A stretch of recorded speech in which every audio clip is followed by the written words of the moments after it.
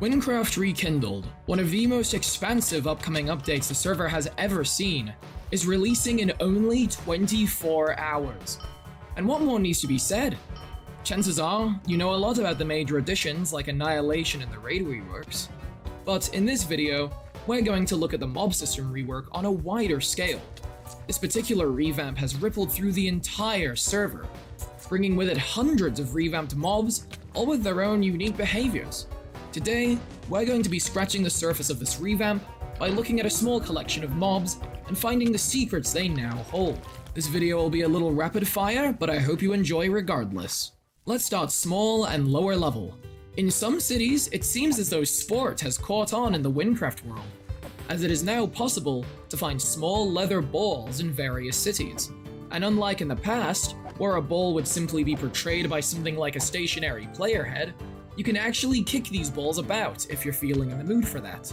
Not to mention, if you look in the right places, you can come across the elusive Ragni ball, unique to the city of... Well, come on, I'm sure you can figure that one out. Speaking of totally passive mobs found near Ragni, there's another, the Scarecrow. You can use these like training dummies. They'll stand there and take whatever hits you throw their way. And with enough damage, the poor little construct will just tumble over. How could you? Moving on, there's something new that can be found in everybody's favorite Emerald Trail. Did you know that now, there is a one-time ambush down the path? Indeed, to up the ante for new players, a brute of a zombie has a little ambush prepared to stop you from reaching Deathless.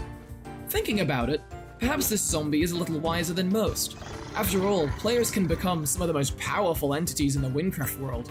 Taking them down before they can realize their potential at Deathless might be something Bakal should take notes of. Ew! Get away! Also, it's pretty clear that the infested pit guardian has been made a lot scarier. Good job, dev team. After that, I think I need a palate cleanser. Let's cover a change made to one of the most common early game passive mobs, the Grook. Now, Grooks have been given a whole new model which comes with its own little behaviors here and there. There's a far more secret and funny change made to them. Grooks now have a 1 in 200 chance to be large, and a 1 in 10,000 chance to be absolutely humongous. You might look at those odds and think, I'm never seeing that, but don't worry. Behold, this never-before-seen dev screenshot of the humongous Grook. If you ever see this colossus yourself, know that it's your lucky day. Wandering near the corruption, there's a chance you might come across a classic early game enemy, the Burning Bronco, who now leaves behind a little trail of fire as it hurls towards you. These enemies now have a little more depth to their burning effect. If you allow them to burn for too long, they turn into a burnt bronco, a mob which is much slower, but still aggressive. However, if you lead them into a body of water, the flames will be doused and they will be pacified, taking the form of a sooty steed. How wholesome! Take my Reddit gold! If we turn around and go to Nemract, you might overhear the sound of goat horns blaring along the way, for skeleton commanders now roam the earth with their undead brethren. The goat horn is like a war cry, giving the commander a buff. And when going in for the attack, the commander will let out a very skeleton-like cackle before every attack. These guys really change the air of the location they're in, because I swear I heard like 4 of them on the way to Nemract. It's great. Getting closer to Nemract, you might just find a spot which features a blind skeleton mob. From its name alone, can you guess its gimmick?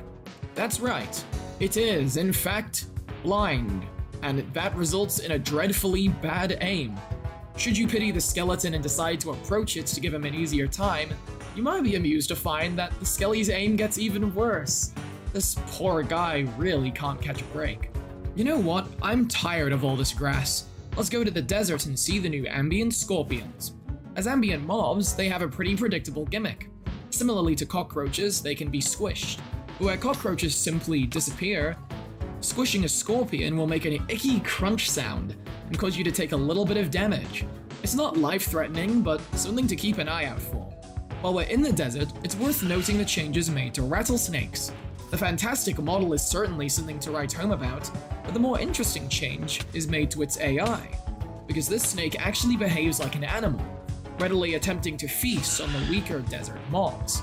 I'll add that quite a few mobs have been given the treatment of more animal-like AI, so it's worth looking out for as an overall trend.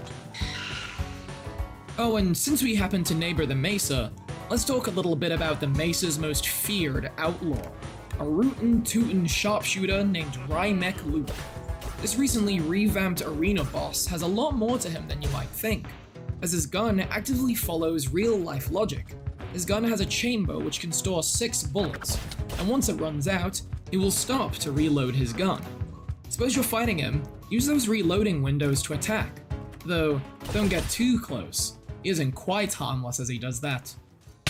Next up in the Nisak Tundra. Actually, let's break the pacing and take a quick visit to the Silent Expanse. Why? Well, for one, the Silent Expanse has creepier, less typical mobs. And secondly, I'm sure you're probably interested to see how the mob revamp affects the highest level area. Before getting into a rather sad upcoming mob, I just want to highlight how amazing Cantors look now. These lovable little critters can be seen sat about in Lutho, or chasing down prey in the Expanse, pummeling the mobs with their front limbs.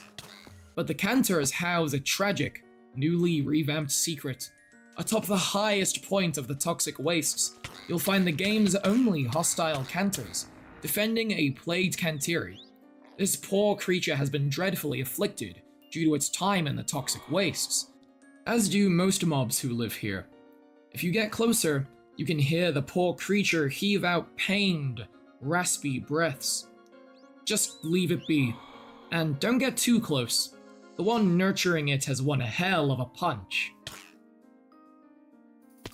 Anyway, that's enough sadness for one video. Let's look around to find some more hostile Expanse dwellers. Starting basic, blinders have been updated. These player-sized abominations used to just stand motionless until you entered their aggro range, but they can now be seen stalking about and looking for prey. Though do keep an eye on them while you watch, as if you enter their sights, they won't need to look any longer. Moving to the Toxic Wastes, a familiar-looking mob, the Spewer. Though it's yet to have a new model, the Spewer now has all kinds of new spewing attacks, belching out all manner of things, including a toxic variant of Spiderweb, which both damages and traps you if you get snagged within it. Keep your distance when fighting this thing for sure. What about the Void Valley?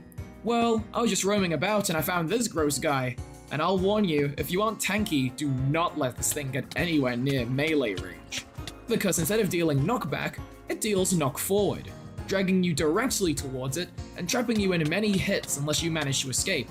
So again, keep away from this bizarre thing. And there's nothing else for me to show in the Expanse. Nothing, zilch, nada, and please, don't go looking. No, seriously. There isn't anything else in the Expanse.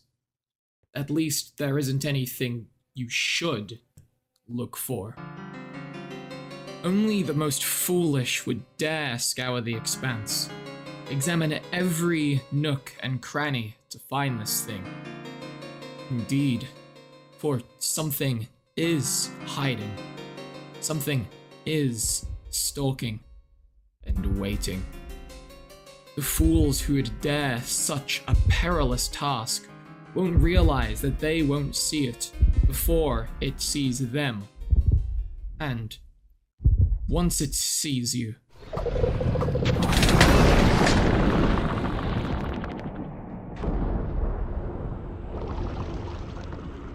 anyway, as you've seen from this video, Rekindled is a word which barely even scratches the surface of just how much life has been gifted to the many creatures of Wynncraft's world. I've only shown you a small snippet. I didn't go to Gavel, Corcus, the ocean. Heck, I didn't even step foot into the rest of Wynn.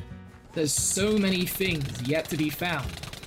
So, when Wynncraft Rekindled makes its full public release tomorrow, what do you think you'll find on your travels? This has been Duoface, and thank you for watching.